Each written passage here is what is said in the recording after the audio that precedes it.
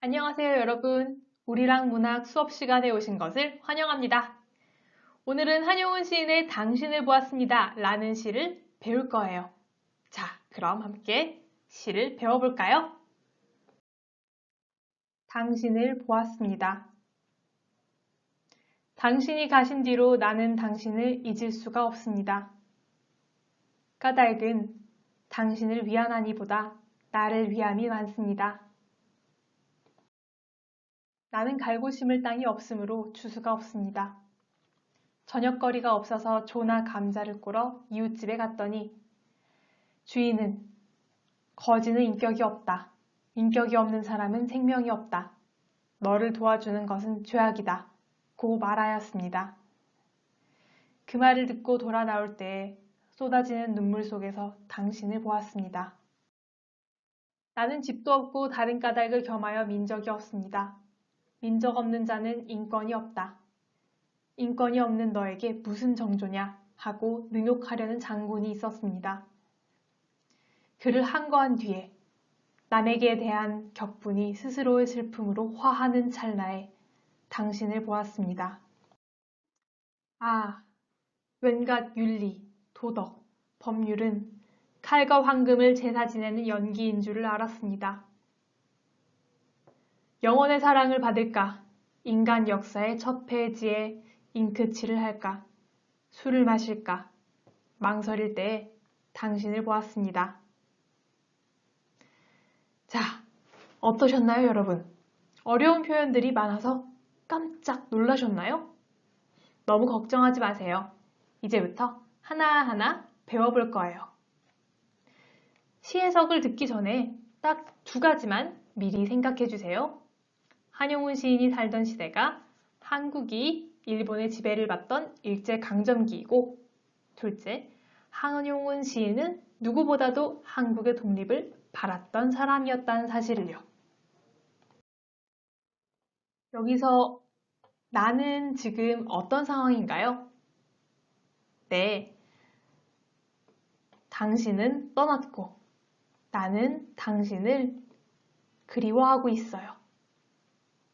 왜 그리워하고 있을까요? 여기를 보시면 나를 위하기 위해서 그리워한다고 해요. 이게 무슨 말일까요? 다음을 보면 알 수 있습니다.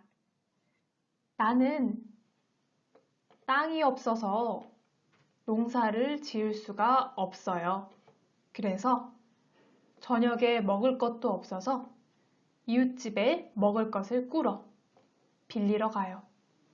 그런데 이웃집 주인이 너는 돈이 없어서 남에게 얻어먹고 다니는 거지다. 거지라서 인격이 없다. 즉, 사람의 자격이 없다. 인격이 없으니 생명도 없다. 라고 말해요. 여러분이 이 말을 들으면 어떠시겠어요? 어휴, 정말 기분 나쁘죠? 화가 나고 슬플 거예요. 그래서 나는 엉엉 울어요. 그리고 그때 당신을 봅니다. 정말 당신을 보았을 수도 있지만 아마 여기서는 당신을 생각했어요 라고 생각하면 될 것 같아요. 여기서는 비슷하지만 다른 이야기가 이어집니다.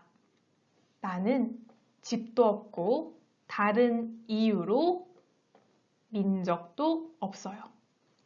여기서 말하는 민적은 주민등록증, 외국인 등록증처럼 내가 이곳의 시민입니다 라고 말해주는 증명서 같은 것을 말해요.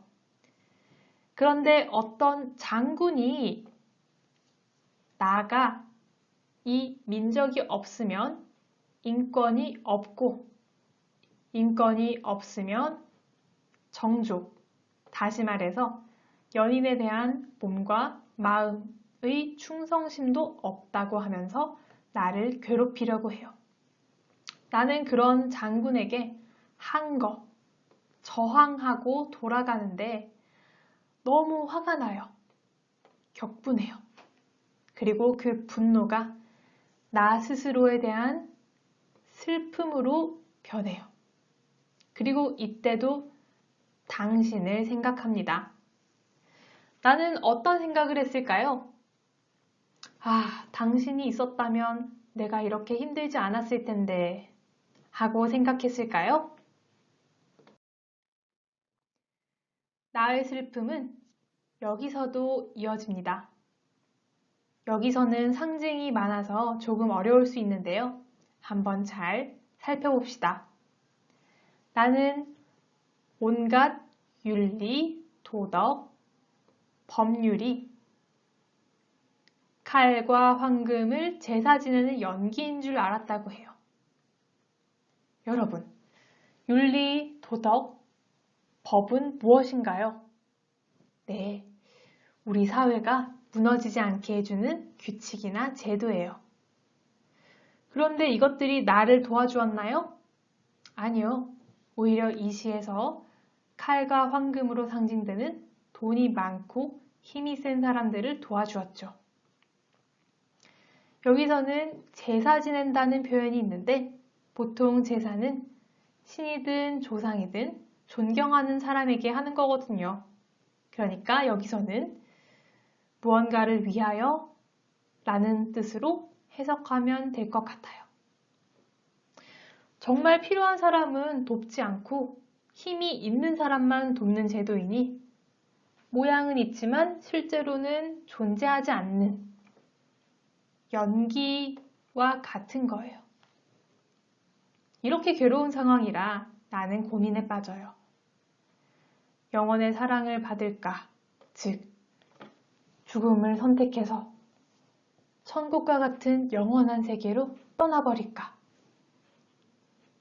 가짜뿐인 역사의 첫 번째 페이지에 잉크를 칠해서 없었던 것처럼 모르는 척할까?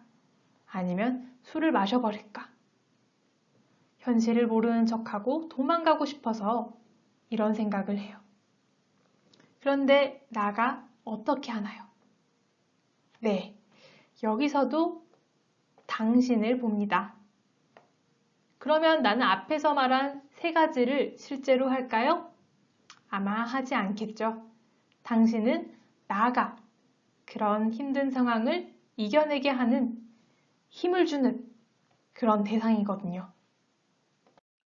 여기까지가 시에 대한 해석입니다. 그렇다면 주요 단어들이 무엇을 상징하는지 알아봐야겠죠? 한용운 시인이 살던 시기는 언제라고요? 네, 일제강점기입니다.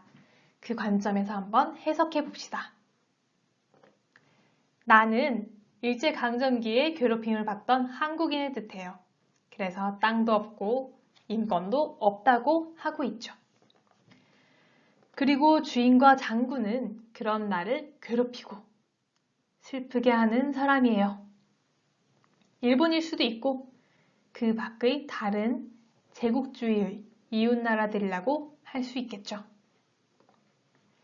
그리고 당신은 여러 가지로 해석할 수 있겠지만 작가 배경을 생각했을 때 일본에게 빼앗긴 나라로 볼 수도 있고 한용운 시인이 스님이니까 부처님으로 해석할 수도 있을 것 같아요. 그럼 작품의 주제 갈래의 성격을 한번 살펴봅시다.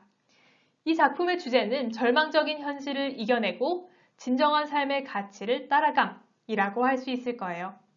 아까 죽을까? 역사를 모른 척할까? 술을 마실까? 고민하다가 당신을 보았습니다. 라고 한 거 기억하시죠? 작품의 갈래는 형식이 자유로운 자유시, 그리고 개인의 감정을 주관적으로 표현한 서정시예요. 작품의 성격은 명상적, 즉 깊게 생각하는 그런 내용이 많고 상징적, 상징이 엄청나게 많았죠. 또 산문적입니다. 산문이라는 것은 시처럼 형식이 정해져 있고 짧은 글이 아니고 소설이나 수필처럼 형식이 자유롭고 길게 풀어 쓰는 글을 말해요. 그런데 이건 시죠. 그러니까 산문적이라는 말은 시인데 소설이나 수필 같다 라는 뜻이에요. 어떠셨나요? 좀 어렵지만 정말 흥미롭지 않나요? 여러분에게 힘든 상황을 이겨내게 해주는 대상은 누구인가요? 친구, 선생님과 함께 이야기해 봅시다. 그럼 오늘 수업은 여기까지입니다. 다음 수업에서 만나요. 안녕!